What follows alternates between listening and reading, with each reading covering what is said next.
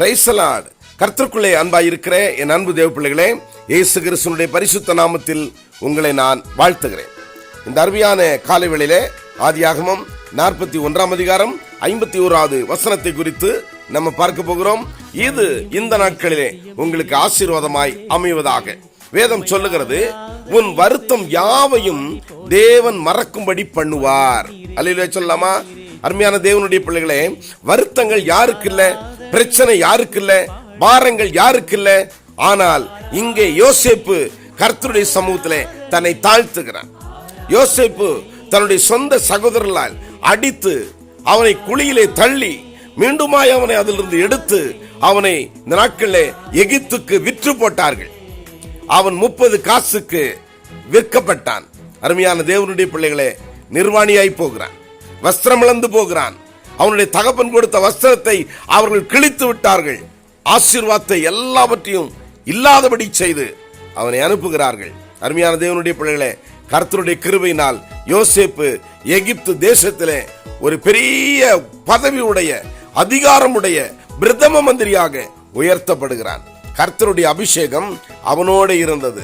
அவன் திருமணம் செய்து கர்த்தருடைய கிருபையினால் ஆசீர்வதிக்கப்பட்ட பிறகு அவன் என்ன பண்ணுகிறான்? தேவனுடைய நாமத்தை கனம் பண்ணும்படி ஒவ்வொரு நாளும் ஆண்டவருடைய பாதத்தில் இருக்கிறான். அந்த சமயத்தில் அவனுக்கு குழந்தைகள் பிறக்கிறது. அவருடைய மனைவி அவனுக்கு குழந்தையை பெற்றுக் கொடுக்கும் போது மூத்த குமாரனுக்கு மானசே என்று பெயரிட்டான். இந்த மானசே என்று சொன்னால் அதற்கு என்ன அர்த்தம்? என் தகப்பன் வீட்டையும் என் சகோதரர்களையும் எனக்கு அவர்கள் செய்த துன்பங்களையும் நான் எகிப்திலே வந்தப்பட்ட கஷ்டங்களையும் தேவன் எனக்கு மறக்க பண்ணினார், நான் இப்பொழுது சந்தோஷமாய் இருக்கிறேன் என்று சொல்லி அந்த பெயரை இடுகிறான். அருமையான தேவனுடைய பிள்ளைகளே, உங்கள் வருத்தங்கள் யாவையும் ஒரு நாள் கர்த்தர் மறக்க பண்ணுவார்.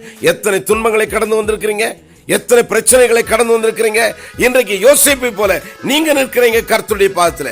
உங்களுடைய துன்பங்களை மறக்கும்படி கர்த்தர் உங்க வாழ்க்கையை மானசையாக மாற்றப் போகிறார். மானசை என்று சொன்னால் எல்லா துன்பமும் வருத்தமும் உங்களை மறக்கும்படி செய்யக்கூடிய வல்லமை என்று பொருள்படுகிறது.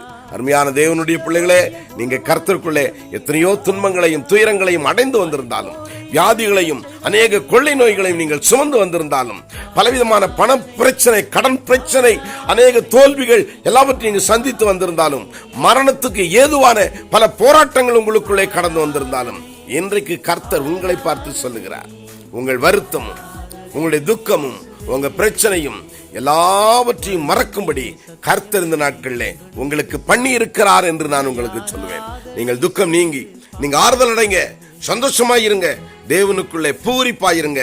கர்த்தர் உங்களை சந்தோஷமாகவே வைத்திருப்பார். உங்கள் துக்கம் யாவும் உங்களை விட்டு கடந்து போகும் என்று நான் சொல்லுகிறேன். என் அன்பு தேவ பிள்ளைகளே, இன்றைக்கு நீங்க ஒரு முடிவெடுங்க. கர்த்தர் உங்களுடைய துக்கத்தை மாற பண்ணுவதற்கு என்ன செய்ய வேண்டும்? யோசேப்பு என்ன செய்தான்?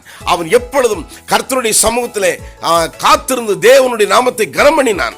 அதே போல நம்முடைய முற்பிதாக்களாகிய ஆபிரகாம், ஈசாக்கு, யோசேப்பு போன்றவர்கள் கனம் பண்ணினார்கள். இன்றைக்கு எப்படி ஈசாக்கு கர்த்தரை கனம் பண்ணினானோ அதே போலதான் யோசேப்பும் கர்த்தரை கனம் பண்ணுகிறவனாய் இருக்கிறான். ஈசாக்கு 100 மடங்கு ஆசீர்வாதத்தை பெற்றிருக்கிறான். ஆனால் அருமையான தேவனுடைய பிள்ளைகளே, யோசேப்போ அதை காட்டிலும் பல 1000 மடங்கு ஆசீர்வாதங்களை பெற்றிருக்கிறான். எனவே அந்த ஆசீர்வாதம், நம்முடைய முற்பிதாக்கள் பட்ட பிரயாசத்தினுடைய ஆசீர்வாதம் இன்றைக்கு நமக்கு இருக்கும்படி தேவன் உங்களை ஆசீர்வாதமாய் நடத்துவார். எனவே கர்த்தருக்குள்ளே பயந்துருங்க. கர்த்தர் உங்களை ஆசீர்வாதமாய் நடத்தட்டும். தடைகள், கட்டுகள் உடனே எல்லாவற்றையும் கர்த்தர் உடைத்து இந்த நாளிலே உங்க வருத்தத்தை யாவையும் உங்களுக்கு மறக்கும்படி பண்ண போகிற தேவனுக்கு நன்றி செலுத்தி அவரையே துதிங்க. கர்த்தர் உங்களுக்கு கிருபை பாராட்டட்டும். அல்லேலூயா. நம்ம ஜெபிக்கலாமா?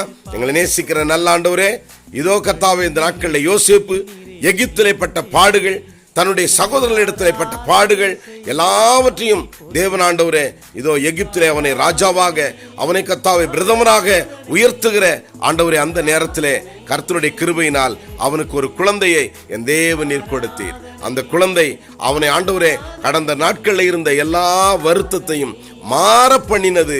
அவன் ஆசீர்வதிக்கப்பட்டான், அவன் மானசே எனப்பட்டான். என் அன்பு ஆண்டவரே தேவனே, உம்முடைய பிள்ளைகளுக்கும் அப்படிப்பட்டதான ஒரு சூழ்நிலையை கொடுத்து அவர்களையும் ஆசீர்வதித்து அவருடைய பிரச்சனையெல்லாம் மறக்கும்படி எல்லாவற்றின் மேலும் கிருபையை ஊற்றும் என்று கெஞ்சுகிறேன். சமாதானத்தின் தேவன் கூட இரும். இயேசுவின் நாமத்திலே ஜெபிக்கிறேன் நல்ல பிதாவே, ஆமென், ஆமென். அன்பு பிள்ளைகளே, கர்த்தர் உங்களை ஆசீர்வதிக்கிறார். இந்த நாள் உங்களுடைய காரியங்களிலே ஜெயத்தை கொடுக்கவும், இந்த நாளிலே உங்களுடைய காரியங்கள் ஆண்டவருடைய கிருபையினாலே பலமான ஆசீர்வாதத்தை பெறவும் கர்த்தர் உங்களுக்கு நன்மை செய்ய போகிறார். உங்கள் வருத்தம் யாவையும் தேவன் உங்களுக்கு மறக்கும்படி பண்ண போகிறார். நீங்கள் துன்பங்களை கண்ட நாட்களுக்கும் துயரங்களை கண்ட வருஷங்களுக்கும் சரியாய் உங்களை இந்த நாட்களிலே மகிழ்ச்சியாக்க போகிறார். கர்த்தர் உங்களோடு இருக்கிறார். கர்த்தர் உங்களை ஆசீர்வதிக்கிறார். ஆமென். கர்த்தர் பெரியவர், நல்லவர், நல்லவர், நல்லவர். கர்த்தர் உங்களை ஆசீர்வதிக்கிறார். கவலைப்படாம இருங்க, ஒன்றுக்கும் கவலைப்படாம இருங்க. கர்த்தர் உங்களோடு இருக்கிறார்.